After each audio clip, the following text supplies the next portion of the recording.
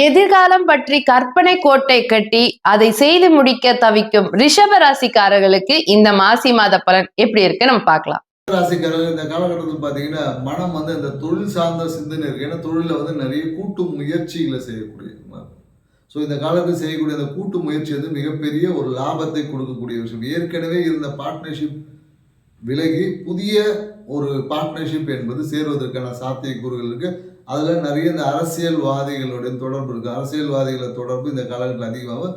அரசியல்வாதிகளோடு சேர்ந்து தொழில் செய்யக்கூடிய ஒரு அமைப்பும் இந்த காலகட்டத்தில் இருக்குது.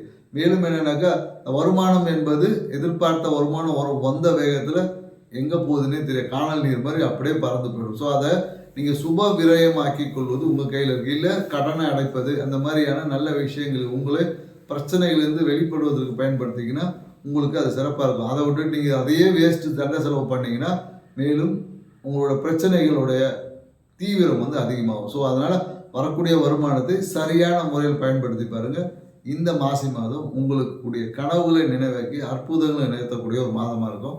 மேலும் இந்த காலத்தில் பார்த்தீங்கன்னா நிறைய ரிஷபராசிக்காரர் முருகன் வழிபாடு செய்வாங்க. முருகன் கோயிலுக்கு போகிறது இருக்குது. இல்லைனாலும் முருகன் கோயிலுக்கு ஒரு வாட்டி நீங்கள் போயிட்டு வந்தீங்கன்னாவே உங்களுக்கு கிடைக்க வேண்டிய நன்மைகள் கிடைக்கும். வாய்ப்பு கிடைச்சா காவல் தெய்வ வழிபாடு எல்லாம் இந்த சில பேர் முனீஸ்வரர் அந்த மாதிரி யாராவது கும்பிடு காவல் தெய்வ வழிபாடு செஞ்சீங்கன்னாவே உங்கள் தொழிலில் இருக்கக்கூடிய அந்த தடைகள் எல்லாமே நீங்கி உங்கள் வாழ்க்கை உச்சத்தை அடையும். செஞ்சு பாருங்கள், வாழ்க்கை சிறப்பாக இருக்கும். நன்றி, வணக்கம்.